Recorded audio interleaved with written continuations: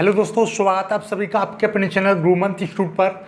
आज की ये वीडियो 12th क्लास केमिस्ट्री की वीडियो रहेगी और केमिस्ट्री में हमारा लेसन 1 चल रहा था, ठोस अवस्था। तो उसकी ये 5वीं वीडियो है और आज की इस वीडियो में हम आपको एक छोटा सा डेरिवेशन कराने वाले हैं। छोटा सा है पर बहुत ज़्यादा इंपॉर्टेंट है, क्योंकि ये 2019 में आ चुका है और इसके 2021 और 2022 में आने के बहुत ज़्यादा चांसेस हैं। राइट, चलिएगा। अंतः केंद्रित घनीय जालक की संकुलन क्षमता ज्ञात करो। ये क्वेश्चन कैसे आया था 2019 में, देख लीजिएगा। स्क्रीन पर आपको दिखाई दे रहा है क्वेश्चन। क्या कह रहा है? जब किसी घनीय जालक के केंद्र पर स्थित परमाणु विकर्ण पर उपस्थित दो अन्य परमाणु के संपर्क में हो तो घनीय संरचना की संकुलन क्षमता की गणना करो। ओके, अंतः यानी कि काय केंद्रित घनीय संकुलन संरचना की संकुलन क्षमता की गणना करो। ये 2019 में आ चुका है। ये क्वेश्चन इस तरीके से बन सकता है। चलिए, तो अब हम इसको समझेंगे। सबसे पहले तो मैं आपको बता दूं, देखिएगा, इसका बनेगा चित्र, और चित्र बनाना नहीं आया तो कुछ भी नहीं आया। सबसे पहले तो ये समझो, अंतः केंद्रित घनीय जालक कौन सा होता है, जिसमें अंतः केंद्रित इकाई अंतः केंद्रित एकक कोष्ठिका मिलती है। और अंतः केंद्रित एकक कोष्ठिका क्या होती है? जिसके एक ऐसी कोष्ठिका जिसके कोनों के जिसमें अवयवी कण कोनों के साथ साथ उसके बीचों बीच एक केंद्र में भी उपस्थित हो जाए, यानी कि एक जो परमाणु है उसके केंद्र में भी उपस्थित होता है। तो ये देखिए, संरचना इस तरीके से बनेगी। थोड़ा सा बड़ा बनाएंगे ताकि आपको सारा कुछ एकदम ढंग से समझ में आ जाए।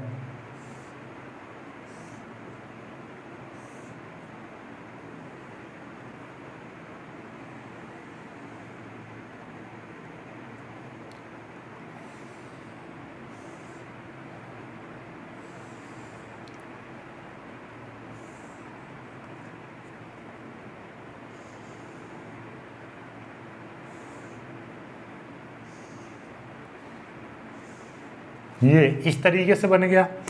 अब देखो जरा, याद हो तो इसकी वास्तविक संरचना बता रहा हूँ। कुछ बच्चे बोल रहे थे कि वो पहली वाली वीडियो में लगा नहीं पाया था उसका फोटो, लेकिन अब की वीडियो में जरूर लगाऊंगा। ठीक है, देखिएगा, ये चित्र आपको दिखाई दे रहा होगा जो मैंने बताई थी कि इसके जो केंद्र, यहाँ पे जो कोने जो होते हैं, ये वाले जो कोने जो होता है, इस पर जो परमाणु होता है वो हाफ कैसे होता है, देखो दिखाई दे रहा होगा, ऐसे करके हाफ दिखाई दे रहा है ना। तो इसमें क्या होता है, इसमें कितने परमाणु होते हैं भाई? कोनों के साथ साथ, यानी कि देखिएगा, मैं आपको नॉर्मली आपको बताऊं इस तरीके से, ये दिखाई भी दे रहा होगा, यानी कि कोने पर तो परमाणु होंगे ही होंगे। यहाँ पर ये कोनों के साथ साथ एक परमाणु कहाँ पर होगा? इसके बीचों बीच में स्थित होगा यहाँ पर। तो बीचों बीच परमाणु का मतलब क्या है? एक गोल परमाणु इस तरीके से होगा। तो यहाँ पर एक क्या होगा? इसके बीच में एक परमाणु इस तरीके से स्थित होगा, ऐसे करके, ये बीचों बीच में यहाँ पर। और यहाँ का ये जो परमाणु है, थोड़ा सा और बड़ा बनाता हूँ ताकि आपको ये देखिएगा, ये परमाणु कैसे इस तरीके से बड़ा होगा, और यहाँ का जो परमाणु होगा वो इस तरीके से होगा, यहाँ वाले कोने वाला, और यहाँ के कोने वाला इस तरीके से होगा, और यहाँ के कोने वाला जो परमाणु है वो इस तरीके से होगा, यहाँ वाला इस तरीके से होगा, यहाँ वाला इस तरीके से, यहाँ वाला इस तरीके से, ऐसे इसमें परमाणु होंगे। राइट, ये कोने वाला भी होगा यहाँ पर। ठीक है, लेकिन ये वाला जो ये वाला जो ये बीच वाला है, राइट, आपको चित्र दिखाई दे रहा होगा इस तरह से। तो मैं आपको बता दूं, ध्यान से समझना जरा, कि इसमें इन दोनों के बीच में यहाँ पर गैप रहता है, इस दोनों के बीच में यहाँ पर और यहाँ पर और यहाँ पर इस तरीके से गैप मिलेगा। लेकिन ये वाली जो यहाँ पर 3, यानी यहाँ पर इस तरीके से, देखो वो दिखाई दे रहा होगा चित्र में, ऐसे समझो, मैं समझाऊं कि यहाँ पर आपका 1/8 परमाणु है। ठीक है, अवयवी कण का 1/8 भाग है, यहाँ पर 1/8 मिलेगा। ठीक है, और यहाँ पर ये पूरा परमाणु मिलेगा। तो ये यहाँ की जो चीज़ है ये पूरी एक साथ आपस की जुड़ी हुई है, और ये ऐसे पीछे की ओर नहीं जा रही है। ऐसे समझो कि आपका एक कमरा है, कमरा की कल्पना करो, कमरा की कल्पना एक उस वाले कोने पर। ठीक है, मैं आपको समझाऊं, मेरे पास में एक कोई ऐसा चौखंटा सा वो है, आपको मैं 1 मिनट, मुझे कुछ मिल जाए तो फिर मैं आपको समझाता हूँ। देखिएगा, 1 सेकंड।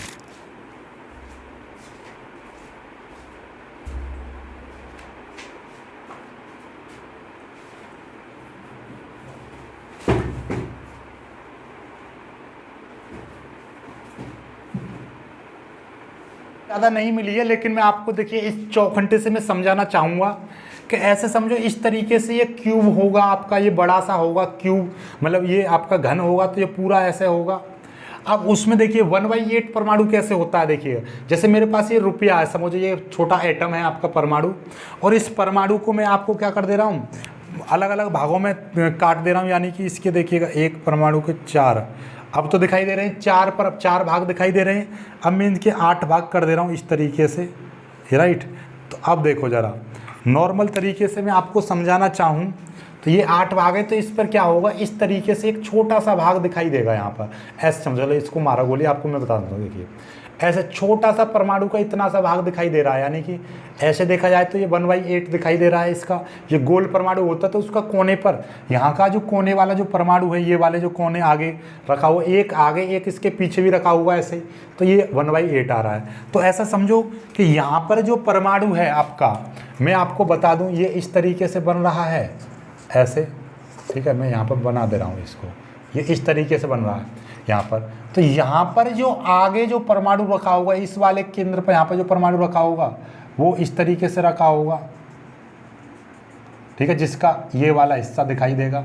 यहाँ पर जो परमाणु रखा होगा वो इस तरीके से दिखाई देगा, यानी कि ये वाला हिस्सा, और इसके एक क्या रखा होगा बीचों बीच में, यानी कि जैसे मेरे पास में ये सिक्का है ऐसे रखा होगा, इसके बीचों बीच में परमाणु जो यहाँ पर इस तरीके से होगा, इसके बीचों बीच में ऐसे गोल गेंद सी रखी है, गेंद सी गोल, तो यहाँ पर जो बीचों बीच में जो रखी है वो इस तरीके से रखी होगी, राइट। यहाँ वाले जो कोने, इसके इस वाले कोने पे इस तरीके से होगा, इस वाले कोने पे इस तरीके से होगा, राइट, समझ में आई बात। तो ये दोनों आपस में टच नहीं कर रहे हैं, और इस घन की जो भुजा है वो कितनी है, भुजा, घन की भुजा है a, तो ये वाला यहाँ से इस तरीके से परमाणु दिखाई देगा, तो ये क्या बनेगा, इस घन का विकर्ण बनेगा ये इस तरीके से। तो ये जो बनेगा ये इस गोले को टच करता हुआ, इस गोले को टच करता हुआ, और इस गोले को यहाँ पर इस दोनों, इस गोले को टच कर रहा है और ये इस गोले को टच कर रहा है, तो ये क्या बनेगा, ये घन का विकर्ण बनेगा, ठीक है। तो मैं नाम दूं कि भाई A B C D E F, और यहाँ पर दे दे रहा हूँ मैं G, और ये जो यहाँ पर जो बिंदु है ये वास्तव में बिंदु ये यहाँ पर बनेगा, ठीक है। तो ये इस तरीके से, तो मैं यहाँ पर कर दे रहा हूँ, तो ये वाला जो बिंदु बनेगा A B C D E F G, और ये बनेगा H, वास्तव में ये बिंदु यहाँ पर होगा, ठीक है, समझ में आई बात, ये इस तरीके से। चलो अब मैं आपको एक चीज़ बताना चाहूँगा, क्या चीज़, चलो ये वाला कोना तो यहाँ पर रहेगा, ठीक है, और ये वाला इस तरीके से, और ये H बिंदु यहाँ पर बनेगा, क्योंकि यहाँ वाले कोने पे भी तो एक परमाणु रखा होगा, वो अलग रहेगा, ठीक है। चलिए, तो अब आप एक चीज़ सोचो, इस घन की, यही चीज़ समझने की, आप ध्यान से समझोगे तो आपको ये चीज़ मिलेगा कि इस घन का जो विकर्ण है, घन का विकर्ण, घन का विकर्ण क्या होगा, A G, यानी A से D तक का होगा, घन का विकर्ण क्या होगा, A से इस वाले बिंदु से यहाँ तक का ये होगा, यानी कि ये यहाँ पर A है और यहाँ पर कौन सा बिंदु है, ये D बिंदु है, A से D तक का होगा। अब A से D होगा कितना, देखिए ये परमाणु है, ये परमाणु की क्या कहलाएगी, त्रिज्या, भाई यहाँ से यहाँ तक की ये क्या है, परमाणु तो गोल ही होगा ना, ये चाहे उसका छोटा सा भाग ले लें, लेकिन होगा तो त्रिज्या ही है, इसकी ये त्रिज्या होगी, राइट, ये त्रिज्या, और इस गोले में कितनी त्रिज्या बनेगी, यहाँ से यहाँ तक की त्रिज्या बनेगी और यहाँ से यहाँ तक की त्रिज्या बनेगी। तो टोटल यहाँ से यहाँ तक की जो दूरी है, A से D तक की जो दूरी है वो कितनी होगी, R प्लस, और इस देखो ये R हो गई, ये R हो गई, और ये वाली जो दूरी है, ये वाली दूरी कितनी कहलाएगी, यहाँ से यहाँ तक की, ये 2R कहलाएगी। क्यों, क्योंकि इस गोले का ये केंद्र होगा, तो ये वाली R और ये वाली R, तो दोनों मिलके कितनी हो जाएगी, ये 2R हो जाएगी। तो यहाँ से देखिएगा, मैं आपको बता दूँ सिंपल सी, A G प्लस, A से G, और यहाँ से G से H, इस तरीके से। तो आपको ऐसे छोड़ो, डायरेक्ट लिख दे रहा हूँ मैं 4R, 4R, क्यों, क्योंकि इसमें सिंपल तरीके से 1R, ये 2R क्यों, क्योंकि 1R यहाँ पे एक परमाणु है, तो इसकी जो यहाँ से यहाँ तक की दूरी कितनी होगी, इसका व्यास कहलाएगा, यानी त्रिज्या का 2 गुना। भाई त्रिज्या तो मतलब त्रिज्या होती है, ये है यहाँ से यहाँ तक की ये त्रिज्या है, लेकिन मेरे को इतना चाहिए, तो ये R और ये R कितना हो जाएगी, 2R। तो एक तो यहाँ तक की R प्लस ये हो जाएगा बीच में 2r प्लस r, तो AD बराबर विकर्ण कितना आ जाएगा 2 3 4, ये 4r आ जाएगा विकर्ण, ठीक है। और नॉर्मली मैं आपको बताऊं हमको क्या चाहिए, याद हो तो संकुलन क्षमता के लिए हम क्या निकालते थे, मैं आपको याद दिला देता हूं। हम करना क्या चाह रहे हैं, हमको निकालनी है संकुलन क्षमता। संकुलन क्षमता, संकुलन क्षमता का फॉर्मूला क्या था, अवयवी यानी कि जालक में अवयवी कण का द्रव्यमान, जालक में सॉरी द्रव्यमान है अवयवी कण का आयतन, जालक में अवयवी कण का आयतन और नीचे जालक का कुल आयतन और गुणा कर देते थे हम यहाँ पे 100। ये था संकुलन क्षमता का। तो जालक में अवयवी कण कितने होंगे, आपको मैंने बताया था अंतः केंद्रित, अंतः केंद्रित यानी कि body centred unit cell BCC। BCC में कितने परमाणु होते थे 2, सिंपल सेल में कितना 1 और FCC में कितने परमाणु होते थे 4। इसमें क्यों होंगे 2 परमाणु, क्योंकि इसमें होते हैं 8 इस तरीके से। देखो चित्र तो आपको दिखाई दे रहा है, इस चित्र में आप देखोगे तो 1/8 इस तरीके से कितने, जैसे कि आपका एक घन बन रहा है इस तरह से, ठीक है। तो उसके इस केंद्रों पे देखेंगे यहाँ पर कितने 8 बिंदु दिखाई दे रहे हैं, 8 केंद्र यानी 8 बिंदु दिखाई दे रहे हैं, 8 कोने। तो 8 कोनों पर कितना हो जाएगा, 8 कोनों पर आ रहा है 1/8 गोला, तो कितना बैठेगा, एक परमाणु बैठेगा यानी कि एक गोला। और एक इसके बीचों बीच में रखा हुआ है गोला, आपको दिखाई दे रहा है +1, तो कितने परमाणु हो गए 2। तो BCC में होते हैं 2 परमाणु, तो यहाँ पे होगा 2 परमाणुओं का आयतन। और सिंपल सी बात है, एक परमाणु का आयतन 4/3 πr³ होता है, 2 का कितना हो जाएगा, इतना हो जाएगा। लेकिन वास्तव में आता है कि ये कुल आयतन, और वैसे नॉर्मली इसकी जो भुजा है, भुजा इस घन की भुजा कितनी है, A मान रखी है हमने, तो ये घन की भुजा कितनी है A, तो भाई घन की भुजा है तो इसका आयतन भुजा, इसका आयतन कितना हो जाएगा AQ हो जाएगा। लेकिन वास्तव में हमें AQ का मतलब नहीं है, हमें A का मान इस R में ही लेना होता है, तो वो कितना होगा। तो नॉर्मली मैं आपको बताऊं, ध्यान से समझना जरा, कि एक घन का जो आयतन होता है, घन का आप विकर्ण देखो, मैं विकर्ण का बता रहा हूं कि घन की भुजा बराबर आप लिख दोगे विकर्ण बट्टे √3। क्या होता है, विकर्ण बट्टे √3 होता है, राइट। तो आप इसको डायरेक्टली लगाना चाहो डायरेक्टली लगा दीजिए, क्या घन की भुजा बराबर विकर्ण बट्टे आयतन, तो A बराबर कितना आ जाएगा, A बराबर सिंपल तरीके से विकर्ण कितना आया है, इसका विकर्ण आया है 4r बट्टे और √3। तो ये तो फॉर्मूला होता है आपका, राइट। लेकिन ये निकला कैसे, अब ये भी निकालना सिखा दे रहा हूँ आपको, राइट। चलिए, तो कोई दिक्कत वाली बात नहीं, क्योंकि मैं आपको पूरा बेसिक तरीके से समझाऊंगा, तो आपको दिक्कत नहीं आएगी। तो आप चाहते तो आप डायरेक्ट भी लगा सकते थे इसको, लेकिन मैं आपको समझाऊंगा। देखो, आपको विकर्ण पता चल गया, विकर्ण, राइट, समझ में आ रही विकर्ण। अब आप एक चीज़ देखो, ये पूरा विकर्ण है वहाँ तक का। जैसे समझो कि मेरे पास एक कमरा है, ये कमरे की दीवार है, आपको दिखाई दे रही है, इस पर पढ़ा रहा हूँ मैं। एक दीवार ऐसे है, उस कोने पर उस दीवार का वो वाला कोना और इस दीवार का ये नीचे वाला कोना, तो ये इसका विकर्ण होगा पूरा इस कमरे का इस कोने से उस कोने तक, ऊपर वाले का, इस कोने से नीचे उस कोने का ऊपर, ऐसे करके, तो वो विकर्ण होगा वहाँ पर। समझ में आई बात, ठीक है।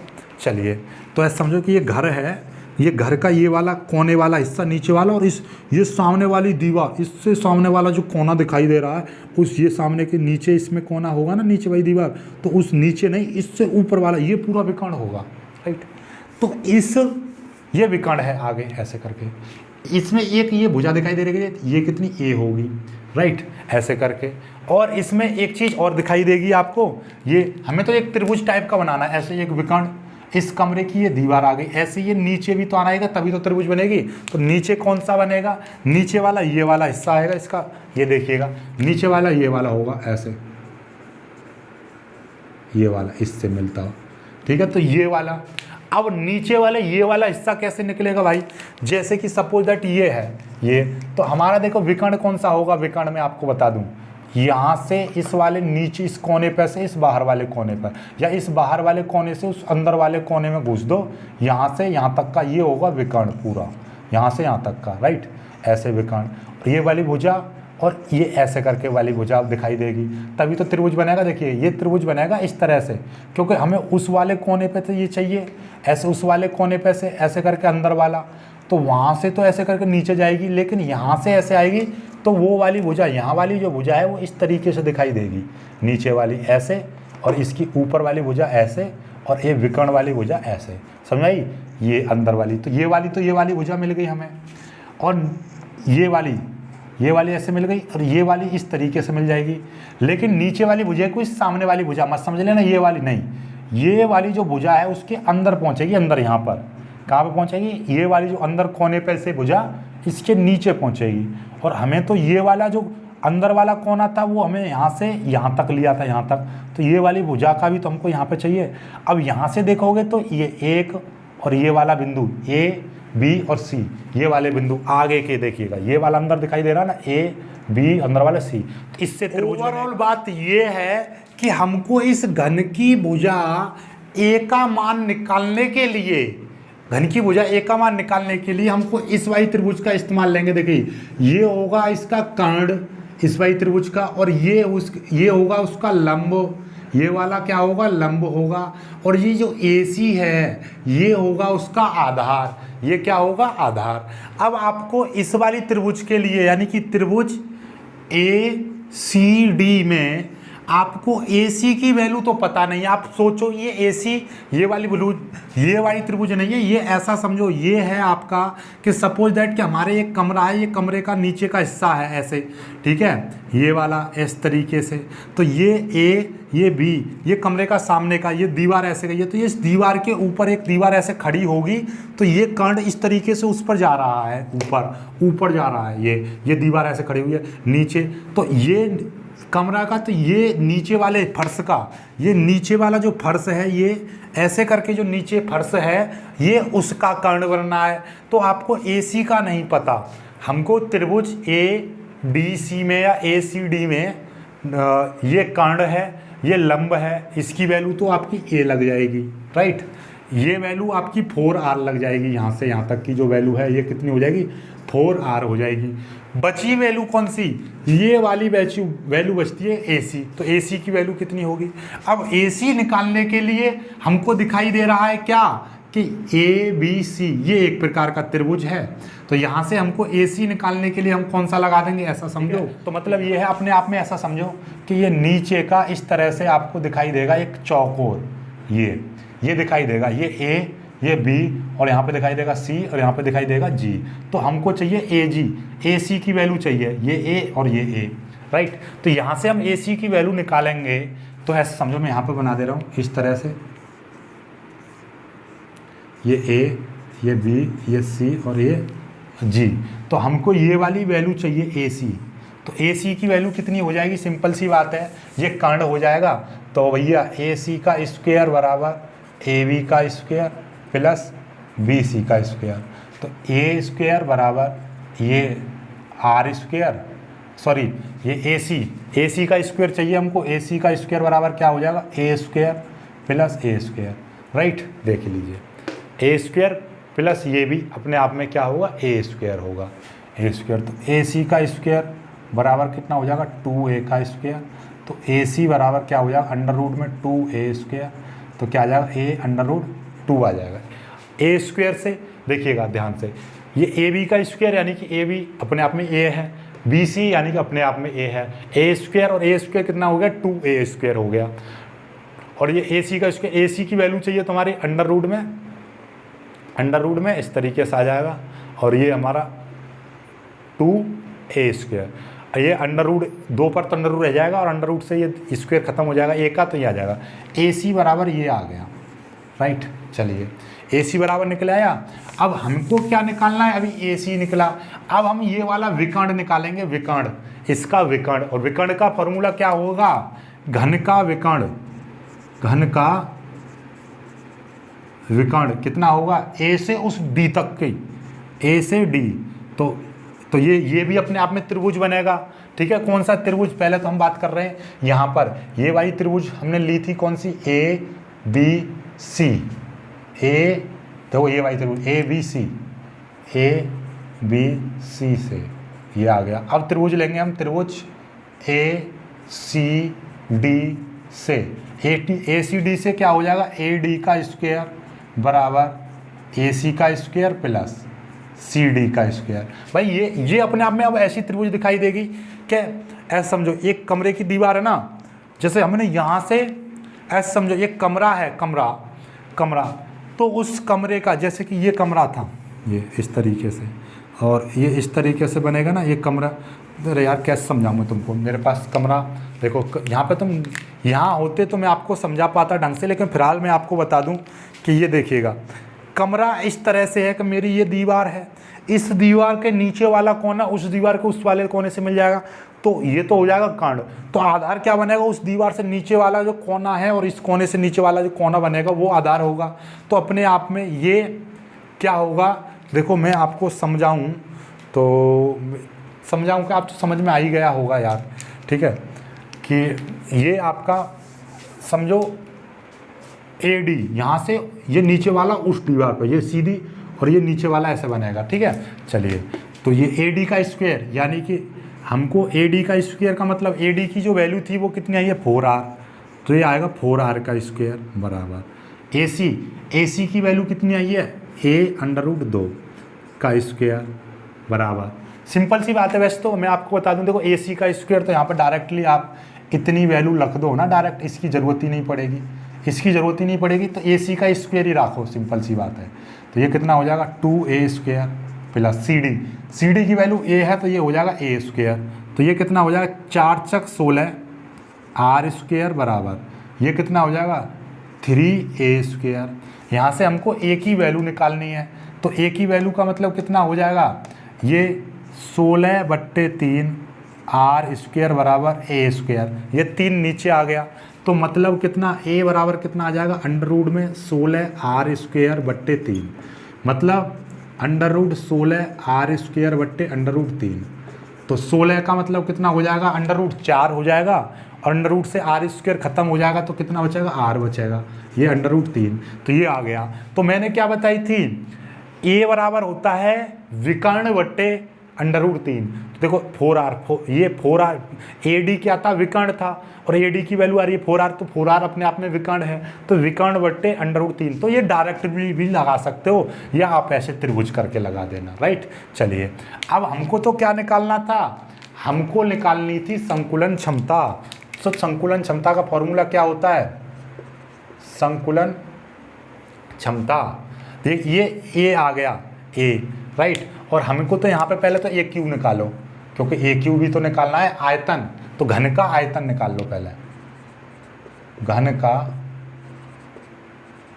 आयतन, तो घन का आयतन ए क्यू हो जाएगा, यानी ए की वैल्यू है 4r/√3, इसका क्यू करेंगे तो कितना आ जाएगा 4 × 16 64 r³ बट्टे इसका √3 गुणा √3 गुणा √3, मतलब √3 का क्यूब करोगे तो √3 गुणा √3 गुणा √3, सिंपल सी बात है।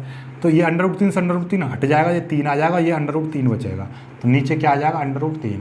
तो a³ तो ये आ गया, यानी घन का आयतन। ठीक है, चलिए हमको क्या निकालनी है, हमको तो निकालनी है संकुलन क्षमता। तो संकुलन क्षमता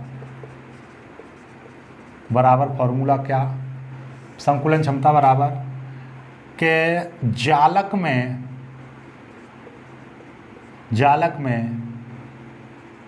अवयवी कण का आयतन, यानी कि जालक में परमाणु का आयतन बट्टे जालक का कुल आयतन, जालक का कुल आयतन गुणा 100। तो भैया ये वाली चीज़ इस तरह से है, ना कि इसमें जोड़ दो, इसके बाद में ये यहाँ से है। ठीक है, ये उतारोगे इस तरह से, ये उतारोगे, उसके बाद में ये उतारोगे, फिर ये उतारोगे, साथ ही साथ उतारते रहो, रोक रोक के वीडियो को, तो आपका आ जाएगा। तो तो संकुलन क्षमता कितनी बैठेगी भाई, अवयवी कण कितने थे उसमें, अवयवी कण थे 2 गुणा, और एक अवयवी कण क्योंकि 2, एक तो ये बीच वाला और 1/8 और 1/8 तो 1 बैठेगा 2, और एक अवयवी कण का आयतन कितना होता है 4/3 पाई आर क्यूब, राइट। चलिएगा, और ये आयतन घन का आयतन कितना हो गया, इतना हो गया 64 आर क्यूब बट्टे 3/3, ठीक है। चलिएगा, अब हम क्या करेंगे, ये देखो ये वाली चीज़, ये 3 तो नीचे आ जाएगा और ये वाली चीज़ ऊपर चली जाएगी, तो क्या आ जाएगा 2 गुणा 4 गुणा पाई गुणा कितना आर क्यूब, और गुणा ये आ गया 3/3 बट्टे नीचे आ गया 64 आर क्यूब, इतना आ गया, राइट। भाई नीचे एक तो ये 3 भी आएगा, हाँ एक ये नीचे 3 भी आएगा, ये नीचे 3 आ गया, 64 आ गया, आर क्यूब आ गया, राइट। और ये वाला ऊपर चला गया 2 4 और ये आ गया पाई आर क्यूब, और ये आ गया नीचे का 3/3, राइट। चलिएगा, अब क्या होगा कि 3 से तो ये 3 कट जाएगा, हाँ गुणा 100 भी तो था 100, ये वाला 100 ये तो भूल ही गए, वरना पूरा गलत हो जाता, ये 100 आ गया, राइट। चलिए, अब ये कितना होगा, देखिए 4 से ये कट जाएगा, 3 से तो ये 3 कट गया, 4 से इसको काट देंगे हम, तो 4 दूनी 8 हो गया, ये 8 से कट जाएगा, चलो मैं एक साथ नहीं लिख रहा, ये 4 दूनी 8 गुणा, और हाँ ये आर क्यू से आर क्यू कट गया, पाई की वैल्यू रख दे रहा हूँ 3.14 गुणा, ये कितना बैठा √3 की भी वैल्यू लिख दे रहा हूँ मैं 1.732 गुणा, ये है 100, ओके, नीचे बचा 64, ठीक है। तो ये 8 से कट जाएगा, 8 64, 8 बार कट गया, राइट।